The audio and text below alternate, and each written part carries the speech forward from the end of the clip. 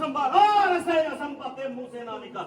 यूं घर पर बुलाकर किसी का अपमान करना कहाँ की अक्लमंदी है, बल्कि आला दर्जे की नापसंदी है। यदि कुछ राजाओं ने धनुष का चिल्लाना चढ़ाया, तुमने सबको काया ठहराया। सोचते हो ना विचारते हो, जो कुछ मुंह में आया मुंह से निकालते हो। इस बदतमीजी की मदा इसी पल चढ़ा देता और एक पल में खून की नदियां बहा देता। किंतु क्या करूं, बड़े भाई की आज्ञा ना मिलने से लक्ष्मण मजबूर है, अन्यथा तुम्हारी क्या मकसूर है। जब तक क्षत्रिय वंश का एक बच्चा भी दुनिया में बहाल है, क्षत्रिय कुल पर दब्बा लगाने की किसकी क्या मजाल है। खैर जो कुछ हुआ सो हुआ, इंदा से कलाम कीजिए और मुंह संभाल के कलाम कीजिए, अन्यथा गड़ी में गंडियाल हो जाएगा और ये समंबर का मैदान बादलों के खौफ से लाल हो जाएगा। काम लो और थोड़ी देर के लिए अपने गुस्से को थाम लो।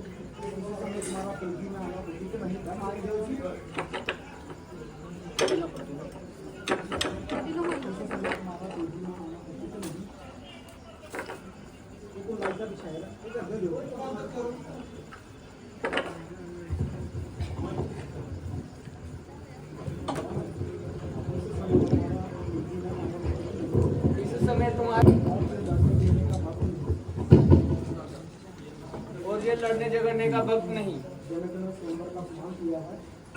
जनक राजा ने जो स्वयंवर का सम्मान किया है, ना कि जंग का ऐलान किया है।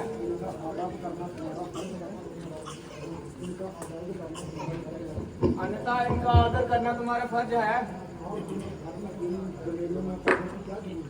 और तुम्हें इन जमेलों में पढ़ने की क्या जरूरत है।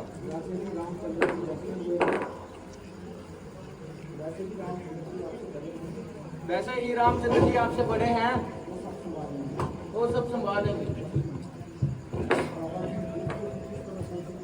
भ्राता जी देखते हो किस तरह जनक कैची की तरह जुबान चला रहा है और अरे की इज्जत और गुरबत में खाक में मिला रहा है। मगर ये सब ना गुलाम है, कोई इसके खरीदे गुलाम है, ना बात करने की ताकत, ना हाथ हिलाने का काम। हाय हाय कौमी जान पर मर जाने वाले और जान के बदले शान गंवाने वाले किस बेशिया से क्षत्रिय कुल पर दब्बा लगा रहे हैं और शर्म के मारे सर नीचे किए गालियां खा रहे हैं। जनक तेरी बदजुबानी बढ़ती जा रही है और समझो मौत तेरे सिर पे आ रही है। सबसे पहले इस धनुष को धर्म करूंगा और फिर तेरा सीना दर से अलग करूंगा। ये तुम्हारा केवल ख्याल है, अन्यथा तुम्हें कायर और बुजदिल कहने की किसकी मजाल है। यदि कोई मनुष्य तुम्हें ऐसे शब्द कहे और रामचंद्र चुपचाप सुनता रहे, जब तक तुमने धनुष को हाथ तक नहीं लगाया, तुम्हारी बहादुरी में फर्क कैसे आया। अलबत्ता जो इस धनुष को अपनी जगह से हिला नहीं सके, वो इस गिनती में आ सकते हैं और वो कायर कहला सकते हैं। इसलिए तुम्हें हरगिज कोई ख्याल नहीं करना चाहिए और दिल पर किसी किस्म का कोई मलाल नहीं करना चाहिए। इस वक्त तुम्हारा दशरथ झगड़ा करना बिल्कुल नादानी है, बल्कि हम तो इस समय विश्वामित्र के हमारे स्वामी हैं।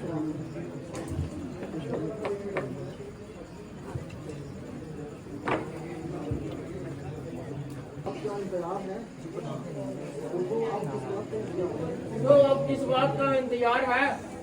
और तो सब अपना जोर लगा चुके। अब तो सब अपना जोर लगा चुके। अब आखिर तुम्हारी बारी है। अब आखिर तुम्हारी बारी है।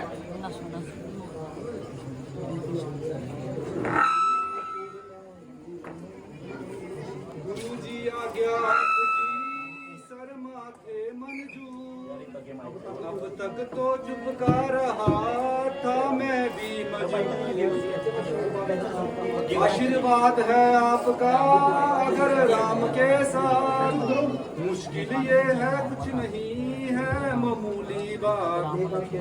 लेकर तेरा आसरा चला मैं करने काज, बड़ी सभा में आज मेरी रखियो सदा लाज।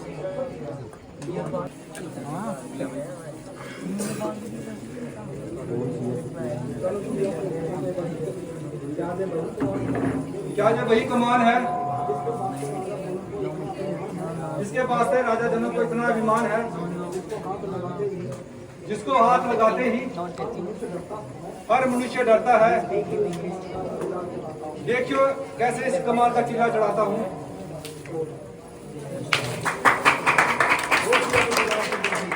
सियापति रामचंद्र की जय।